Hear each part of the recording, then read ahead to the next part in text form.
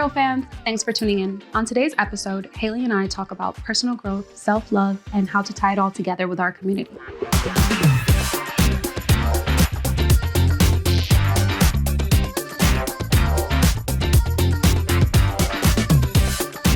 Haley, thanks so much for joining me today. The double life of the billionaire Heiress was such a hit. I'd love to hear some of your favorite moments on set. Well, thank you so much for having me. I'm so happy to be here. The double life of the billionaire Heiress was my very first reel short I did, and every single day on that set was so much fun. I actually made one of my best friends on that show, Kelsey, who plays the villain character. She's just one of my dearest friends. The guy who played my brother, Michael, he and I are really fantastic friends as well. But honestly, I think one of the funniest moments while filming that was there was a day when we were filming outside by the pool, and Mark's character, Wes, was throwing this party, and I show up not realizing what I was walking into, and he's there with Eve, and I'm standing there, and Eve kind of walks up behind me, and we have this altercation, and she grabs my wine glass and pours it all over herself. And I'm really good at not breaking during scenes, but that entire 2.5-page bit that we did, just neither one of us could get through it. And it was so funny because she would step up right behind me and then whisper in my ear, and that would start our little fight. And that was just someone stepping up behind you and whispering something mean in your ear. Oh my God. Is the funniest. It was just honestly one of the best days ever. But that set was really special to me because it was my first reel short, and it was the start of something so fantastic with everybody here. And well, I'm really happy to know that you had a good experience. I think that energy really transferred into the series, and you can really tell that you guys had like a good time on set. I think, how was your experience, after shooting? How many shows have you done? Talk a little bit about what's your favorite role that you played, or anything you'd like to share with the fans. Ooh, I have done 6 total reel shorts now. Wow. I know. And each and every one of them has been just absolutely incredible. And I think what's so special about this company is that there's so many amazing people here. And so I leave each set with friends that I'm going to have forever, or friends that I'd like to have forever. I hope they feel the same way. Yeah. But no, I think one of my favorite roles, I think the double life playing Kira is just always going to hold a special place in my heart because of how that really did start this whole journey for me. But I think one of my favorite roles that I've played so far, even though it was definitely the most emotionally challenging role that I've ever had to play, was the show I did with Jesse recently. My firefighter ex-husband burns in regret. That one was it was such a challenge, but it was the most rewarding. Why would you say it was challenging? So the whole show has you going with this huge topic of grief and anger and just sadness, and you're really in that the whole time in this show.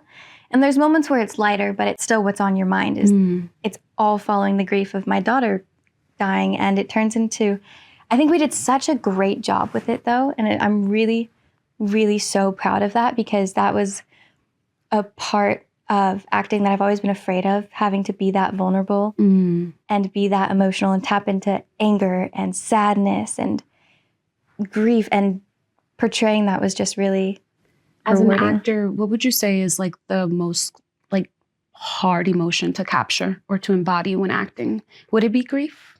For me, it's anger. Anger. I can see that. I struggle a lot with that.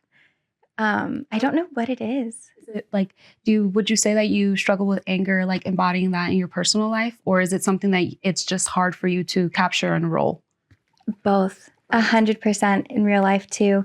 And that's something actually, when I started acting classes a few years back, my coach and he was so confused. He's like, why was that scene the way it was? Why aren't you getting into it? I was like, well, I just yelled. Yeah. No, you didn't. He's like, that was not anger. And he's like, anger is messy, and that's okay because everybody feels it. Yeah. And I think it stems from just that thought in the back of your mind, like, especially just as women, like, you're supposed to be this put together, stable being. Pressure of, Pressure. keeping those emotions intact when, even speaking in the role that you just had and how powerful that moment with grief and that emotion on set was and how hard it was for, you to embody it. But it's a natural human emotion.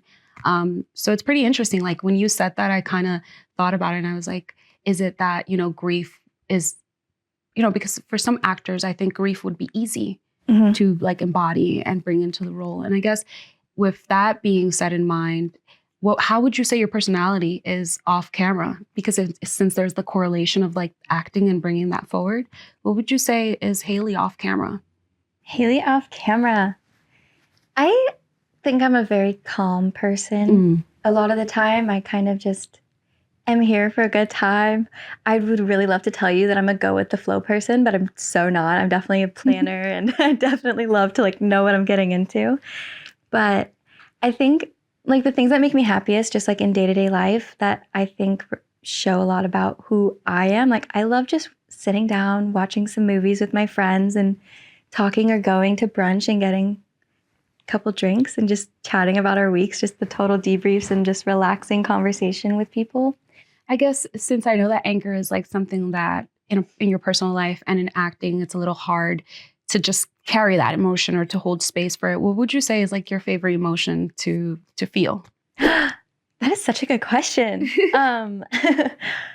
I love playing and getting into like the sexier feelings because I think also that's something I've swallowed so much just in life in general because I've tried to put myself into this like little bubble where no one needs to see me. And now that I'm acting, it's like, wow, everybody's going to see me and I need to accept that. And that's been a really fun thing.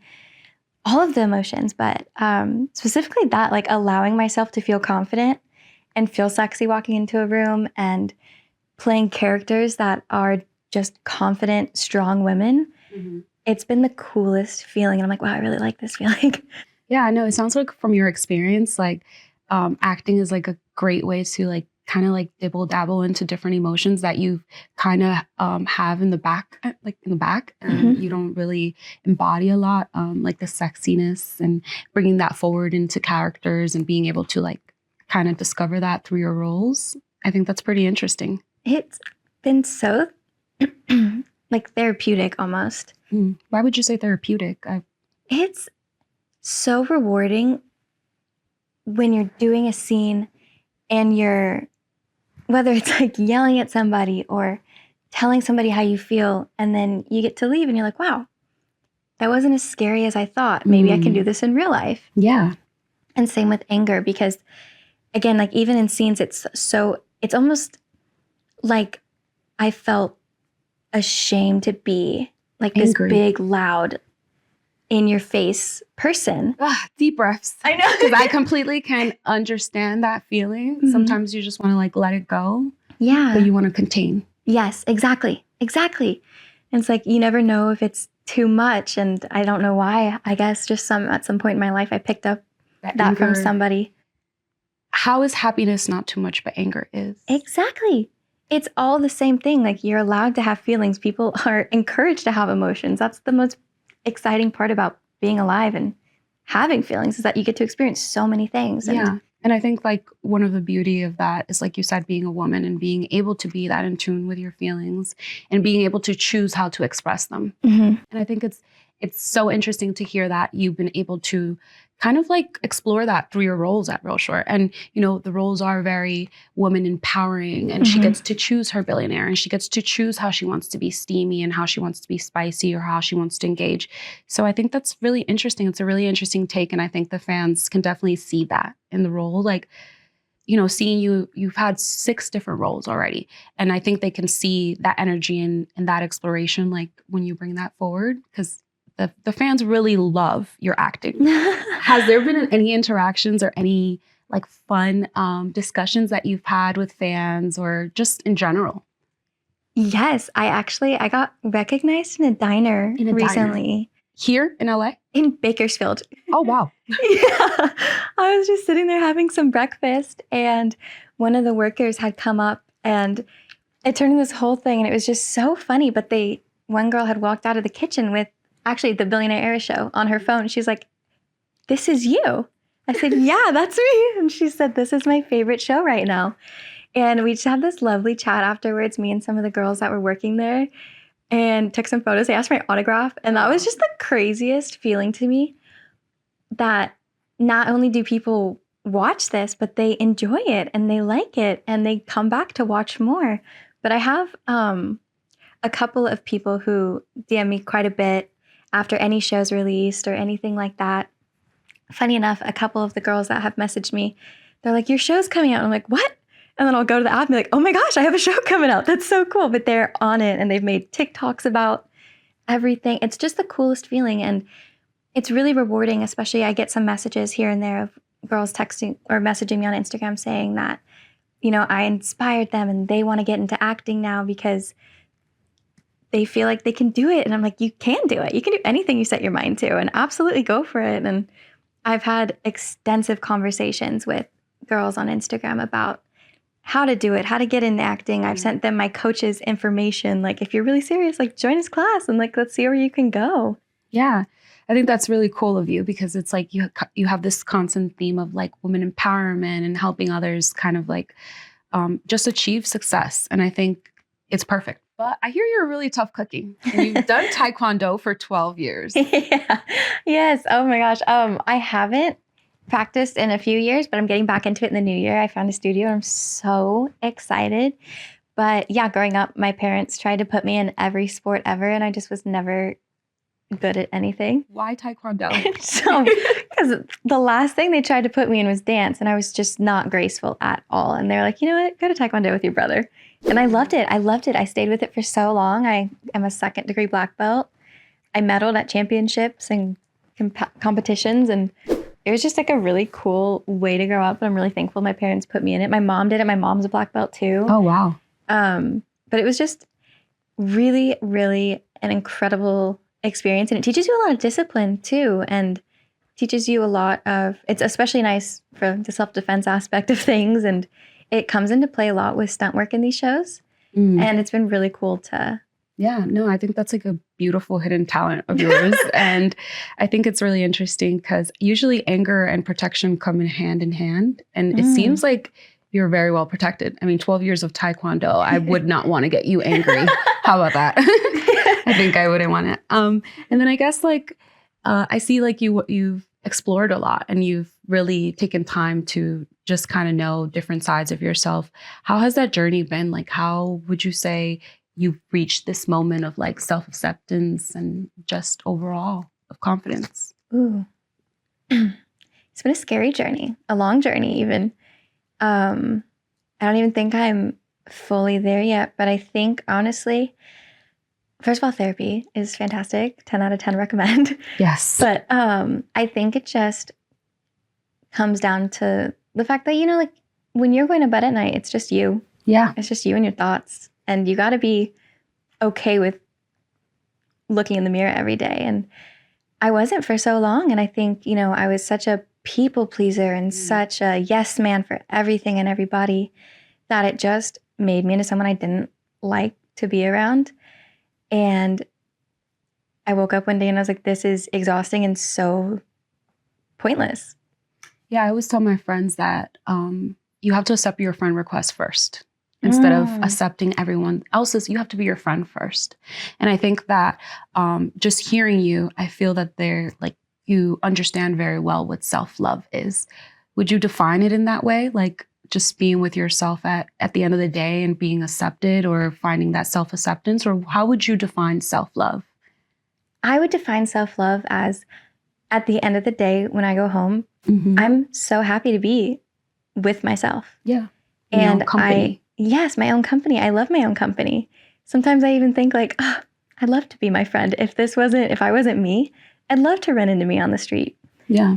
And I think it's really strange how for a long time that came off as like cockiness or, okay, she's obsessed with herself. It's like, no, I just actually like myself, and that's okay. That's encouraged, actually. Everybody should like themselves. You should be your biggest fan because it's you. Yeah. And I think the journey kind of teaches you to be accepting of that vulnerability and to have like that resilience of like no, this is who I am. I'm accepting of who I am, and I love who I am.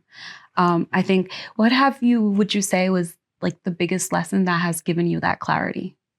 I think something that I went through with an ex of mine was actually just one of those moments where I went back and I was like, if I sit here and say that I love myself, this is not the position I would be putting myself in. And I think it got to the point, when you have friends in your life being like, girl, what are we doing? What is going on? Stand up for yourself, stand up, take up space. And I'm like, oh, I am.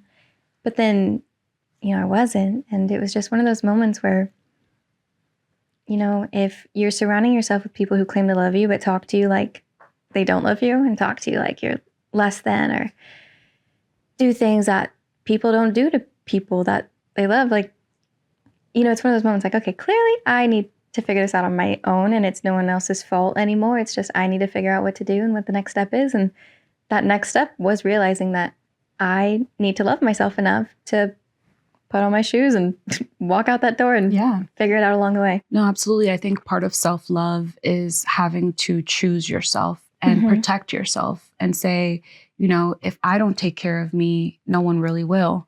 And in those moments, those decisions really get tough because you're like, I love this person. I think this person loves me, but I think I love myself more. Right. And I want to be loved better and I want to be loved more. So I'm really proud that you were able to, learn that lesson. And that brings me to a point of like boundaries and finding that strength and then bringing it all in and finding protection. What would you say has been like an empowering decision, and how do you choose boundaries in your personal life and in your career? Ooh. Really quick too, I want to say what you just said reminded me of this quote that's like, if you're trying to make sure that everybody around you is feeling peaceful, like, do you feel peace? Yeah. I butchered that so bad, but what I'm talking about? I completely understand, because it's like you give, and then at the end of the day, what's left? If you're trying to keep the peace with everyone around you. And it goes back to like what you said earlier about finding that sometimes that quality can come off cocky. But in reality, if you don't take care of you, what is there left to give? Like kind of like the quote that you just mentioned. So I completely understand. And I'm very interested in knowing how you balance all of that, because I know that a lot of people go through the journey of defining self-love, and then they're constantly pulled into like, do I give or do I protect? Do I give or do I, leave some for me, and how do I choose to love myself? So I'm wondering how you came to set those boundaries for yourself in this journey, even in your career or in your personal life. Yeah, I think I learned pretty quickly that there's so much more power in saying no than there is saying yes.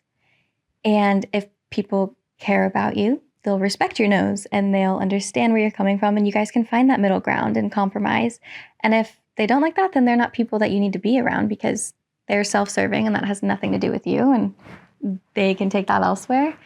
But even something as simple when it comes to my career, if I'm looking over a script and I see something where I'm like, that's making me feel a little weird or anything like that, no matter what it is, like it could be something as simple as, they want me eating pancakes in this scene. Yeah. I'm like, I don't like pancakes, like it's something so simple like that. Well, I would never do that. That was a bad example, but just whatever it may be, I've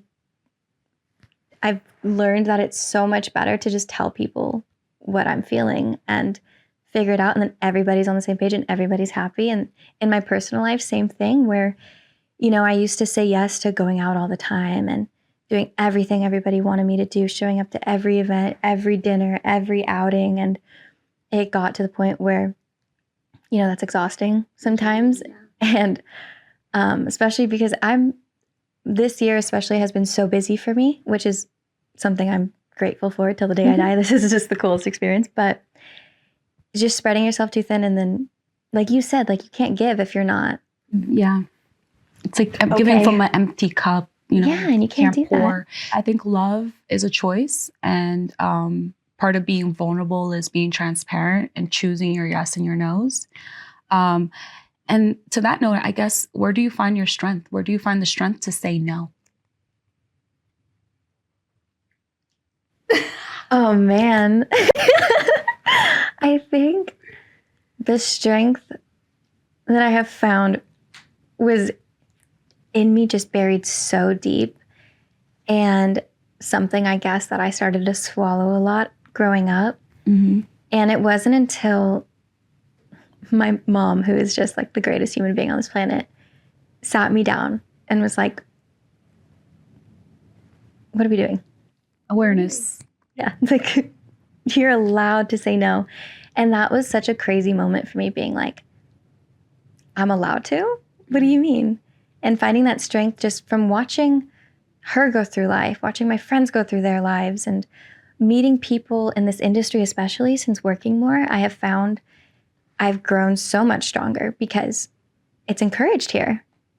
Like, it's a great thing to be strong and be powerful with your words and stand still and stand tall. And seeing other people do that was so eye-opening for me. And that was something I was really excited about. And then it kind of appeared and I was like, hey, I don't want to do that. And people were like, cool. I was like, it's that easy? What do you mean? Yeah. What do you mean? It gets easier the more you say no. It was crazy too, because especially, so on these shows, we have intimacy coordinators who are by far the coolest and nicest people in the world. Mm-hmm. And they always say, and stunt coordinators, they always say, we are here to advocate for you. You can say no to anything. I'm like, what do you mean? They're like, you can say no. I'm like, what do you mean? You have a choice. I'm like, no, I can't. I'm just here. I'm going to do whatever you guys want me to do. They're like, that's not how this world works. Like, you're allowed to choose. Yeah. And that was such a, so this whole year has just been that strength kind of building and growing. And it's been really cool to kind of re-find who I am and find myself throughout that. So it seems like you find your strength from the love around you and from the self-love that you have inside. I think that's beautiful. And it's been beautiful having this conversation with you. I do want to have some fun and play an activity. Okay. See how well you know quotes and lyrics from Woman of Strength. Who run the world? Girls, Beyonce. Perfect. Okay. So casually cruel in the name of being honest. Taylor Swift. Women belong in all places where decisions are being made. It shouldn't be that the women are the exception. I know this. You know this. I know this. You know her. This is the worst one to not have an answer for. I'll give you a clue. Okay. Ruth. Oh, yeah. Okay, that's what I thought. What's her last name? Ruth Bader Ginsburg. Thank you. I knew that. I wasn't gonna let you not get that one. Come on. Hair toss, check my nails. Baby, how you feeling? Feeling good as hell. Oh, Lizzo. Okay. There is no greater agony than bearing an untold story inside of you. Wow. I don't think I've heard that. Let the birds sing. The caged birds. What is it? This is horrible. Oh my gosh, wait. The caged birds sing. This is it. This is our quote, Haley. Oh no. Maya Angelou. Oh, okay. Of course. Wow, I'm horrible. No, that was I'm like, a yeah, hard Taylor one. Swift. That was a hard one. I put that one there because I felt like it was. That's beautiful. Yeah. That was the last quote for Maya Angelou. And to that note, I think one of the things this year has been a lot of life changes for me. And part of this new chapter is being able to tell the story, to be open about all the things that I've learned throughout these transitions. What would you say has been a way that you manage life transitions and just overall change in your life? I think this year has also been quite a year. It's a lot of change. So much is happening.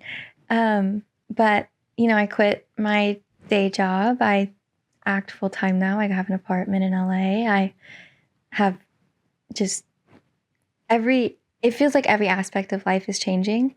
And I think the best way for me that I've found to embrace those changes and transitions is to let it go and be excited about it. Because something my mom has said before is that the only thing scarier than change is never changing. Mm.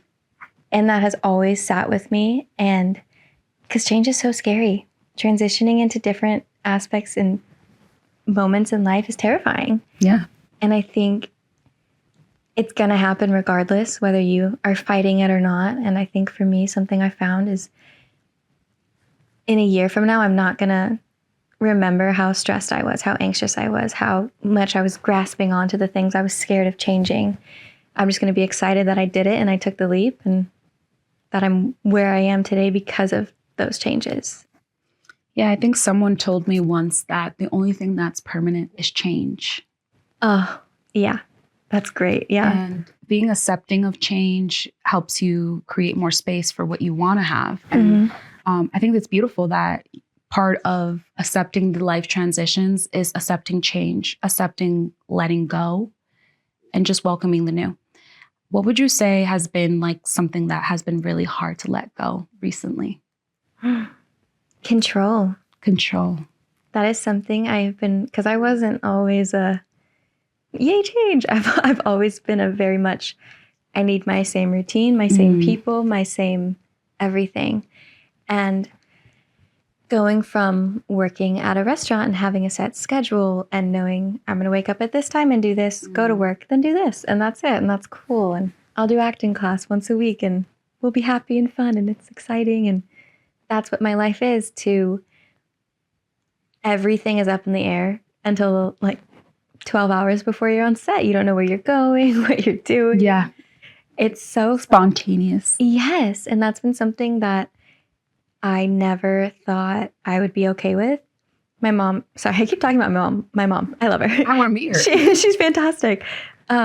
She always told me that, she's like, for someone who loves to be in control of routine, you chose the worst career. Yeah. I'm like, I know, but I've learned to love it. And like you said, like learn to embrace it. And letting that control go has been a hard thing to do, but it's very freeing. Very freeing. I can agree with that, because part of being in control is knowing that you're not in control. Whoa. That just wrecked my world. Oh my gosh. Because you have to let go. You have to let go and know that you're not in control to control. You know? Wow. So I think I think it's so interesting that, you know, the common themes of acceptance, of letting go, and how they tie into this control that we want things to be able to be the way that we want to see them, or the way that we want to control them. I think part of letting go of that control comes this ease and this peace of just accepting. How would you say you manage the stress that comes along with letting go and not being in control? Yeah. I have learned, well, I think vulnerability is like a superpower. It really is. And I think one of the best ways I've learned to manage what I'm feeling is being honest about what I'm feeling. And I guess that ties into like everything we've been talking about. And just the transparency. Yeah. Allowing yourself to feel is incredible. And it's important and encouraged, and everybody should. But I think one of the ways that I've learned to cope with change and letting go of control and everything happening is being honest about the fact that I don't always love it, and it's scary, and sometimes stress can feel like the heaviest thing in the world. But being able, I have a great support system, and I have an incredible village, and my friends that I've had my whole life, or friends that I've met this year on set, I've been able to have really open conversations with of, I'm having a horrible day and I don't know how to go about this. I feel so like buzzing, and I'm like, I don't know what to do. And they're like, that's fine. Yeah. That's okay. And allowing them to help you and being authentic in what you're experiencing. Because I think especially with social media nowadays, everyone wants to put out their highlight reel, and you see that and you're like, wow, everybody's life is perfect and mine's not. What's going on? What's wrong with me? And that's not real. I see a constant theme of wanting to be seen and not wanting to be authentic. Yes, on social media. Yes, 100%. I think that nowadays everyone wants to be seen and no one wants to feel authentically what they are. And part of letting go is letting go that idea of being seen and welcoming that part of being accepted, you know, with the self-love and the transparency. I mean, it sounds like you had such an interesting journey, and I can tell by the conversation and also by the wisdom that you're bringing here. Well, thank you so much for sharing. I am eager to know about your community and your support system, but we'll leave some for part 2.